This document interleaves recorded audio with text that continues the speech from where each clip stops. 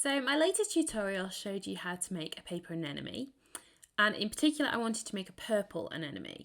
So when I was looking at different colours of purple and testing all of those out, I actually ended up doing quite a lot of research into different anemone colours, different varieties, and playing with a lot of different techniques and colouring methods to create my purple anemones. So instead of making just one flower, I actually ended up making 9. I don't do things by halves. So I thought it might be useful if I quickly talked through some of the colouring techniques that I used and also the combinations of colours, so that if you fancy giving it a try, you can do the same as well. So today I am going to be focusing on the anemone because that's what I've done all my experiments with when I was looking for that right purple. But these techniques can be applied to any flower, so it's just a good skill to have to then elevate your paper flowers in general. If you did miss the launch of my paper anemone tutorial, that's available in full now, free on my YouTube channel. And I also have a free template that you can download from talmuchleypaperblooms.com as well.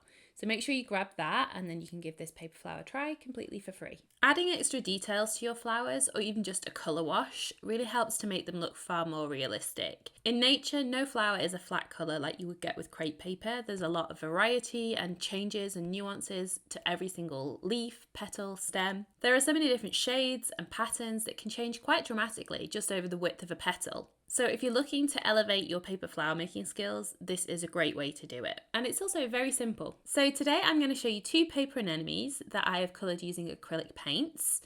So we've got this pink one here and a purple one as well. I'll also have some details coming soon about colouring stems and leaves with acrylic paints, including colour washing and adding details. And then also using alcohol inks and pan pastels as well. So the first flower, this purple one, is the exact same paper that I used for the anemone tutorial, and that's using the Leah Griffith Plum for the main petals in the heavyweight crepe. And then the centre is the onyx, and the leaves and stem are in spearmint, or it's also very similar to basil as well. So for this particular flower, I took inspiration from a lot of the anemones that I found, which have a dark centre and then a lighter edge of the petal. What I noticed when I was studying all of the different anemone varieties is that although a lot of them have a gradient, so they have quite a gradual change in colour, there's also quite a few of them that have more of an abrupt line, so quite a harsh edge almost between 2 different colours, and there's usually quite a lot of contrast in the colours as well. So some are more of a gradual gradient, but then others like this one are a lot more distinct. Now acrylic paints are perfect for creating this kind of detail because you have a lot of control with them.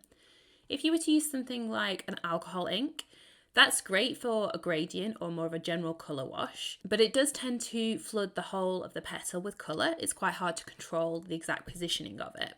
Whereas acrylic paint, you choose the exact location. So even if you've never used acrylic paint before, this technique is really easy. I promise it's easy enough if you've never picked up a paintbrush before. So just give it a try and see how you get on. All you'll need is a set of acrylics, a small paintbrush, a glass or a jar or a pot to put some water in, and then a palette or a plate just to mix your paints on. And then you can also put something down to protect your workspace if you want to, like some paper or some cling wrap. So first of all, you want to mix your colour. Obviously I went with a darker colour here, but you could do this with the same technique and go lighter or even a completely contrasting colour. So the colour that I mixed here is using ultramarine blue, crimson red and titanium white. Start with the red, add in a little bit of the blue at a time. Because it's the darker colour, you add it to the red rather than the other way around. And doing that gradually gives you much more control over the colour. Similarly, if you are adding white, add a little bit of white at a time and do that gradually until that gets you the colour you want as well. Once you have the right hue with the red and the blue, you can then add a little bit more of the white at a time to lighten it and get the right tint. Make sure to mix that all in really well. And if it starts to get a little bit thick, then you can dip your brush in the water, mix the paint, and then dip again and mix as many times as you need to thin the paint out. So you want it to just be the right consistency that is easy to control. You don't want it to be too watery because then you're not going to get a consistent colour on your paper. But equally, you don't want it to be too thick because then it's going to be harder to work with. You're going to use a lot more paint and it's just generally going to give you a different effect to if you have a thinner paint colour. I will come on to this more in a later video when we look at using acrylic paint on the stems and the leaves. So I actually have 2 examples there. One is more of a watered down version and one is a very thick, dark coloured acrylic. And you'll see the difference in the 2 there, and we'll talk through the pros and cons of both of them again at that point as well. But for now, you're just trying to get something that's easy to manage. So if you're not really sure if it's the right consistency, just try it on a bit of scrap crepe paper and make sure you can comfortably move your brush across the paper without it dragging, but that it's also giving you enough of a colour. Bearing in mind, it will also dry lighter than what you're seeing while the paint is wet. Let me know in the comments below if you think it would be useful for me to run through some basic colour theory. Things like the basics of creating or mixing certain colours, and also choosing complementary or contrasting colours too. If you think that might be helpful, I can definitely create something for you on that as well. So once you have your paint ready to go, clean your brush in the water to make sure you don't have too much excess paint on there. And then you want to pick up just a small amount of paint on the tip of the brush. First of all, you can just cover the whole tab area of the petal with the paint. Follow the grain lines in the paper, it will be a lot easier then to get a good coverage and a smoother finish. It's easier to get up to the edge of the paper by holding it up in the air like this, or you can lay it flat on your workspace if you prefer.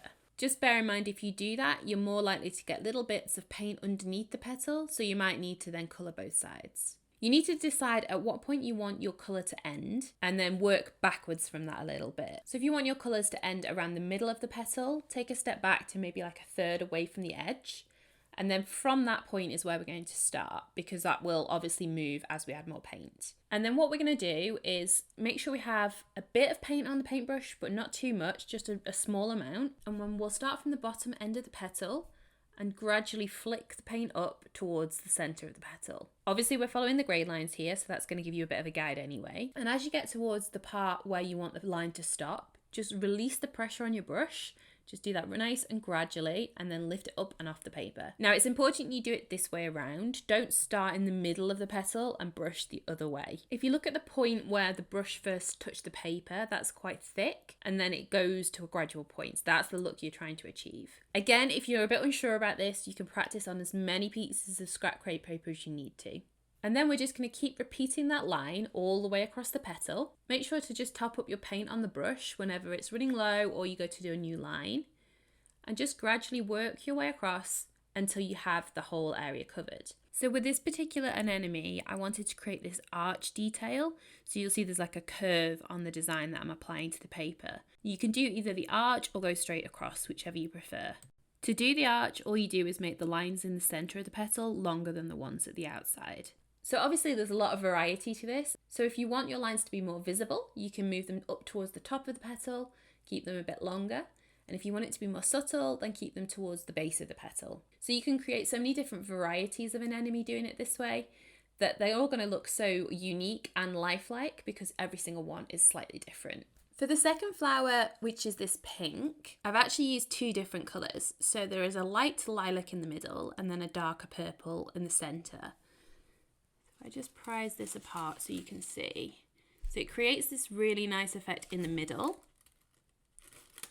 and then a darker line. And then this is just the normal paper. So again, when I was doing my anemone research, this was an effect I saw quite a bit as well. And it really is quite a stark contrast between the colours. So obviously you have the very light of the lilac, but then the very dark of the purple, and then the mid-tone of the pink on the edge of the petal. And I really liked this effect, and I thought it'd be quite an easy one to replicate as well. So the technique for doing this is exactly the same as the first flower. We're just going to do it twice. So for this flower, I used the heavyweight Leah Griffith crepe paper again, and this is the colour raspberry. And then I mixed two shades of purple for that. So the darker shade is just using red and blue. So I actually used two different shades of blue. That was cerulean and phthalo. And then I added in some crimson red. So like we did before, I started with the red and then added the blue to that because the blue is obviously the darker shade. I then added a little bit of white to soften it. And then next to it, I started off with quite a bit of white. And I actually added some of that purple that I'd just made, a little tiny bit at a time until I got to the colour that I wanted to create the lilac. So I applied the lilac colour first in exactly the same way as we did with the first option. The only difference is I didn't spend any time initially making that line, like the zigzag that we did before, because we're going to paint over it anyway. So I filled in the lilac part first, and then I took the darker purple and created this band across the petal. Now obviously with the first petals, we created this arch kind of detail because that's what I wanted to create for that particular flower. With this one, it's more of a line straight across. So you can do either option. It obviously depends which flower you're trying to replicate and what that looks like in nature. So I started off quite loosely creating the darker purple band, and then I went back in to add the feather kind of detail.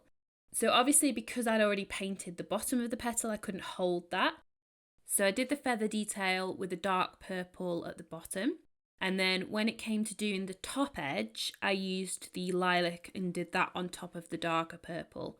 So it then created the feather detail on top of the purple instead. And I could get the right direction to the line without having to turn the petal round. Now, obviously, the paint starts to merge a little bit here because both of them are wet. So just make sure that you're constantly topping up with the right colour of paint to make sure that that blends in nicely. And don't forget, you can always go back in over the top with either of the colours. So if something's not quite right, there's plenty of scope to tweak it.